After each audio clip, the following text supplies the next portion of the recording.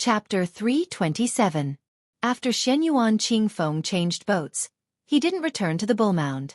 Instead, he followed the Dragon King River and entered the Azure Dragon Stream, heading towards Mount Longhu to look for that guest elder. The flower thief didn't mind being a stray dog. Without a residence to guard, he could live without any restraints. Thus, when Shen Yuan Qingfeng found him, this guy actually managed to catch a pheasant and roast it over a bonfire with the child. Long Yuxuan saw with his own eyes that the Prince of Bailiang's ship didn't turn around, so he relaxed a little. Furthermore, he didn't expect Shen Yuan Qingfeng to mobilize so many people to enter the mountain to hunt him down. When he was surrounded, he didn't have any heroic spirit, nor did he wag his tail to beg for mercy.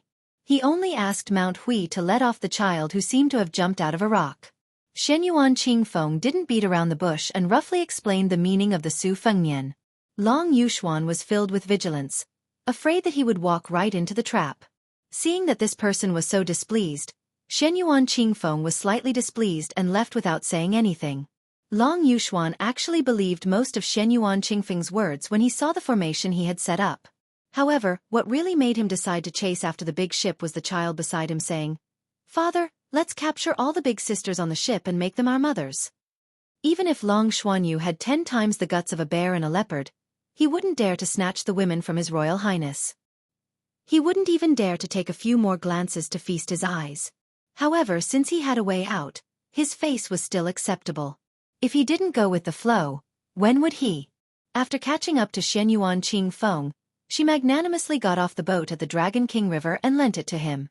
When Long Yuxuan bid farewell to her, he was sincerely convinced for the first time and promised that if he could achieve meteoric success in Bailiang in the future, he wouldn't forget Miss Xuanyuan's kindness in recommending him.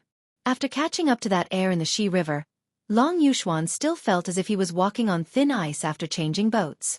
However, His Royal Highness didn't exchange pleasantries and asked the retainer to arrange accommodations for the father and son pair. This actually made Long Yuxuan feel extremely reassured. After that, he didn't take half a step out of the cabin and behaved himself. He was afraid that His Royal Highness would mistakenly think that he had the idea of picking flowers again.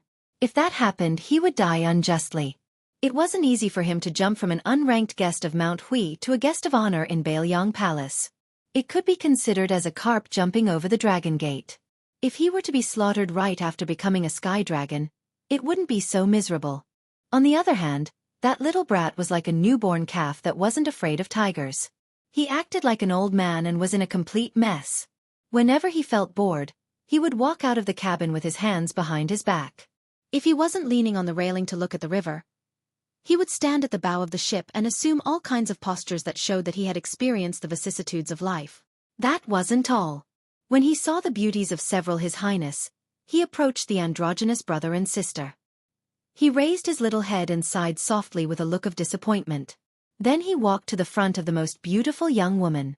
He raised his head and stared at the same spot, nodding slightly. Finally, he came to the side of the older sister who was holding the white cat. When he saw the rise and fall of her breasts, his eyes lit up and he said in a deep voice, "Good, good, very good." The women didn't know whether to laugh or cry. Even the cold-tempered Princess Jing, and Pei Nanwei, was amused. Murong Wuzhu covered her mouth and laughed. She didn't mind this little brat mocking her breasts. Yu Yuwei stared blankly for a moment. The little guy said, "I'll help you hold the white cat, you can hold me." After saying that, he jumped up and wanted to take Wu Mainyang. However, His Royal Highness, who was watching coldly from the side, took a big step forward and lifted the little bastard up by the back of his collar. He hung him in the air and scolded jokingly, "You dare to take advantage of this heir apparent's woman? If you're not Long Yuxuan's son, who would believe you?" The child couldn't reach the sky and couldn't fall to the ground. He bared his fangs and brandished his claws in the air. Yu Yuwei glared at His Royal Highness. She was naturally charming. For the next 2 days on the surface of the river, Su Fengnian, who was originally the core of the strict hierarchical circle, was somewhat harmonious due to this child's disturbance. It was like a paper hanger mending a leaky window. Finally, there was some warmth. The child did not have a name or surname. Even if he was beaten to death, he would not admit that this child was his child. Yu Yuwei was rarely childish. She saw that he had raised 2 crickets at some point in time, and would often lie on the deck with his buttocks sticking out to watch the two insects fight fiercely. Therefore, she gave him the nickname of Little Bug. On the ship, other than the old man who was in closed-door training and had never shown his face, and His Royal Highness did not have a good impression of this little pervert, there was almost no one who did not like him. Even the two pet beasts, the charmingly naive white cat Wu Mainyang and the lively and active tiger Kuei Bodhisattva, did not treat this child as a stranger. Especially Wu Mainyang, who would often sneak out of the cabin and find the child. When she found him, she would leap on top of him and throw herself on his little face. A strange scene that was often seen was the child fighting the crickets. A white cat and a tiger Kuei Bodhisattva would quietly squat on the side and watch the fight. Every time Su Fengnian bumped into this child, he would gently kick the child's buttocks, making him fall flat on his face. Only then would he vent his anger. Who told this little pervert, who was better than his master, to knock on every woman's door every night with all kinds of strange excuses? Sister Murong, it's getting cold. Do you need Little Bug to warm your bed? Father said that young men can make pancakes on their buttocks. When Little Bug is warm, I'll lie in it, okay? Aunt Pei, the night is long. Little Bug is not in the mood to sleep. The Mid-Autumn Festival is coming. Why don't we admire the moon together? Sister Yu, that part of yours is heavy. Are you tired? Little Bug is good at kneading and massaging. I'll help you relieve your tiredness, okay? Sister Bluebird, I know you like to wear green clothes. Today, Little Bug specially changed into green clothes. Don't we look like cousins who have been betrothed since childhood? Acting like a hooligan did not seem to work. The little bastard was very clever. He immediately changed his approach and knocked on the door. Sister Murong, you and I are both destitute people who have left our homes. Shouldn't we comfort each other? Auntie Pei, I heard that you're good at hand-to-hand games. Little Worm stole the chess set and learned the two moves Big Avalanche from Dad during the day, so he secretly created his own inner twist move. Why don't we fight until dawn? Sister Yu, Little Bug helped you find your lazy cat. Wu Mainyang. Open the door. Sister Bluebird, Little Bug wants to learn the spear art from you. For the past few days, Long Yuxuan had been living in fear and trepidation. Facing this little guy who had just taken off his pants, he certainly could not beat him up. However, no matter if he pretended to scold him or patiently persuaded him, this cheap son of his would just roll his eyes. Even more so, he could not beat him up. Although Long Yuxuan was a flower thief, he was not an extremely vicious person. Otherwise, on the bamboo raft, he would not have chosen not to bite the bait that was laced with poison and instead turned back. In general, they were father and son in name, but this little guy was already acting like a father. Later, Long Yuxuan saw that the atmosphere on the boat was not serious. Although the little guy was messing around, he heard that he was quite popular among beauties. Therefore, he decided to just ignore him and do whatever he wanted. The boat was at the Shi River, but they could already see a small riverside city. This was the border of the Jian province. If they continued north, they would reach the Eastern Sea Martial Emperor city in 10 days. The old god of swords, Li Chungang, finally walked out of the cabin and came to the bow. Su Fengnian was too far away from the old man, so he could not see any clues. Long Yuxuan was finally summoned by His Royal Highness and was officially recognized as having a place on the boat. After chatting for a while, Su Fengnian found out that this former flower thief was actually from the school of Moism. Although the school of Moism had declined along with the other schools of thought, before the spring and autumn period, only Confucianism was respected. At that time, Buddhism had not spread from the west to the east. The school of Moism, which worshipped gods and ghosts, could compete with Taoism. Unfortunately, they were not as tactful as Buddhism and Taoism. They directly clashed with the rising and unstoppable Confucianism. Several schools of thought could not fit in and finally lost. However, the leader of the school of Moism, Juzi, had always been known as the ghost god in the human world and was still a high and mysterious figure. Long Yuxuan was the disciple of the previous Juzi and was one of the 36 pro-disciples. As for why he was expelled from the sect, Long Yuxuan did not explain in detail. Su Fengnian was also too lazy to get to the bottom of it. Who didn't have a book or a loincloth? The people of Jianghu were no different from the scholars. Most of them were stubborn. Hitting someone was a matter of gratitude and grudges, but hitting someone's face was a matter of life and death. On the shore, the fearless Su Fengnian saw a woman with a sword and subconsciously shrunk his neck. With a whoosh, he hid in the cabin and did not dare to disembark. The people on the boat who had met His Royal Highness other than Baelyong all thought that they had met with a disaster. Otherwise, with the domineering Baelyong heir and his family background, how could he be so timid? Long Yuxuan carefully looked at the woman who had boarded the boat. Although he was shocked, he was also curious. This young woman's appearance was average and did not look fierce. Was there a heroine in the world who could make his new master fear? Out of his professional instincts, Long Yuxuan wondered if His Highness the Crown Prince had done some shady business and had his lover come knocking on his door. However, the beauties around His Royal Highness were all peerlessly beautiful. No matter how bad his taste was, he would not go so far as to steal this woman in front of him, right? Just as Long Yuxuan was puzzled, the heroine sneered after boarding the boat. Su Fengnian. What? You dare to go to Wu Wu City but don't dare to see me? Chapter 328. What was Jianghu? It was a curtain of pearls. Women were those pearls, strung together to form Jianghu. The woman who had boarded the ship, whom Long Yuxuan had mistaken as a heroine, was undoubtedly the brightest pearl in Jianghu. There was almost no need for the suffix, one of. Although her appearance was only average, she was delicate and aloof. When she was young, she had traveled all over Baelyong with her family, drawing geographical maps. Later on, she entered Shangyin Academy and studied under Chancellor Dowd Lin and the great master of the School of Military Strategy. She was famous for her poetry and literature, especially for the creation of 19 chessboards. She was the world's hegemon. Her chess style was calm and she could see strategies. Strangely enough, when she played chess, she rarely made a move that would make the spectators feel as if they had been struck by lightning. She was neither treacherous nor evil. Her moves were firm and steady. It seemed that she did not seek to make any achievements, but only sought to make no mistakes. Often, when she entered the middle chessboard, she would have a perfect winning spirit without any flaws. Judging a person based on calligraphy, she naturally could not be called a beauty. However, if one were to judge a person based on chess, she was undoubtedly an unparalleled existence in the world. On the chessboard, she convinced people with her reasoning.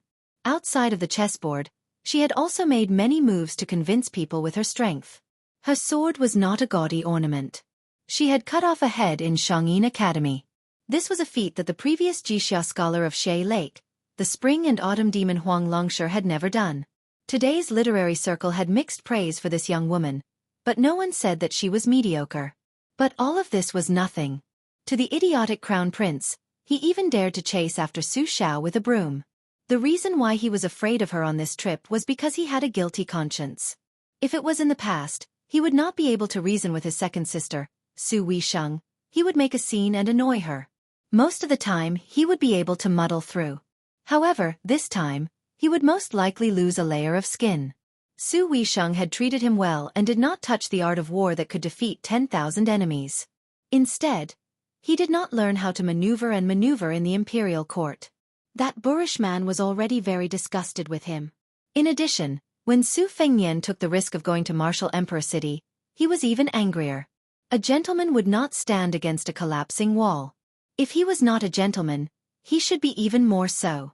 Originally, he should go to Gangnam-do first to visit his eldest sister, Su Jihu, or go to Shangyin Academy to find his second sister. According to the itinerary, if he wanted to save time, he should go to Shangyin Academy, Mount Longhu, and Martial Emperor City, and then pass by Hutting County on the way back. However, it was because he was worried about his second sister's feelings that he took so many detours. As Su Jihu had said, he still had to consider whether his second sister would be petty about going to Gangnam-do first before going to the academy. The ship was only so big. How long would it take for His Royal Highness, who was like a fish waiting to be slaughtered on the chopping board, to hide? Su Fengnian didn't wait for Su Weisheng to enter the cabin to search. He squeezed out a smile and trotted out. Without saying anything, he hugged his second sister and didn't give her a chance to hit him with the scabbard.